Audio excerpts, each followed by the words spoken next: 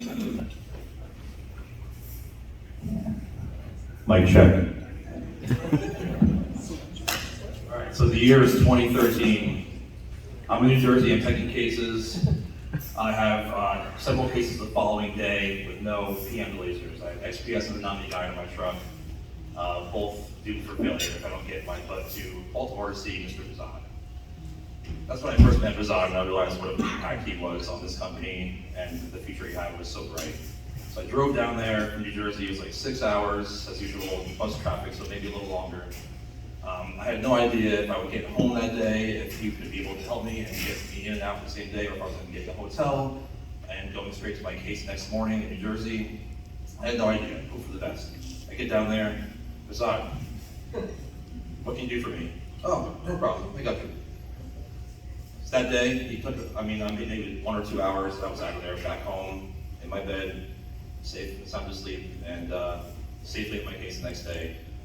And that's the first day I realized Behzad's commitment to this company. Another story, very recently, just a few months ago, I think it was December, I believe. A cat laser went down in Ohio. It was, 9 o'clock at night. I'm honestly out hiking in the woods. Joe calls me and says, "We got a problem. We got a big laser down, big problems, 20-something eyes the next day." So we get on the board, we start figuring things out. The conclusion was that the laser needs to be aligned, at the very least, if not more. The time we had on the clock simply wasn't enough to make this happen. Anchorman was 3 hours drive from the laser. By the time he got there and aligned it, there was no way we would be done in time for that case the next morning. All right, so plan B. Behzad volunteers to work with Emily, drive through the night with another catalyst laser, which is also red tag at that time. He's convinced that he can fix the laser on site with the parts, or I was vice versa. One was going to be fixed with the parts of the other, pretty much. So they're going to cannibalize one, make things work.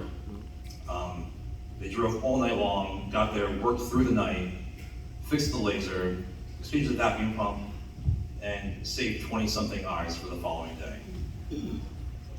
And it was no drop in the hat.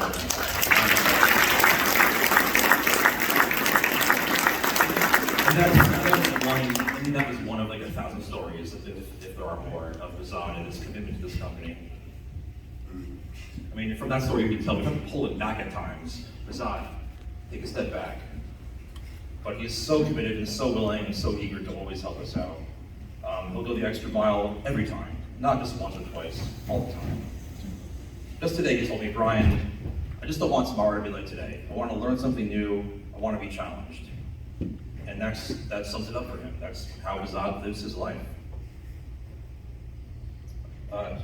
In small bits here, he covered California for years for us, all kinds of parts of the country that are not in Baltimore that require plane rides. And he was there all the time, nights, weekends, whatever it took. He would not leave the territory until the work was done. If it took a Saturday night to stay, or a Friday night, whatever it is, through the weekend, he would do it. And thanks to that, we saved a lot of cases and made a lot of people happy. Behzad always willing to help out in any form he can, without me even asking. This year he jumped in and became a big part of our fabrication process, helping us create a safer working environment for our employees by re-engineering some of our lowrider bases and parts of it, and helping make better ways to us to service our equipment as a team.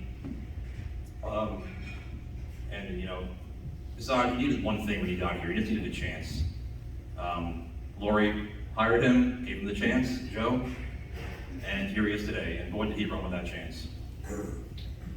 So I can't think of a better example of kindness, commitment, and skill all in one. If I had 12 more Behzads, my job would be so much more easy.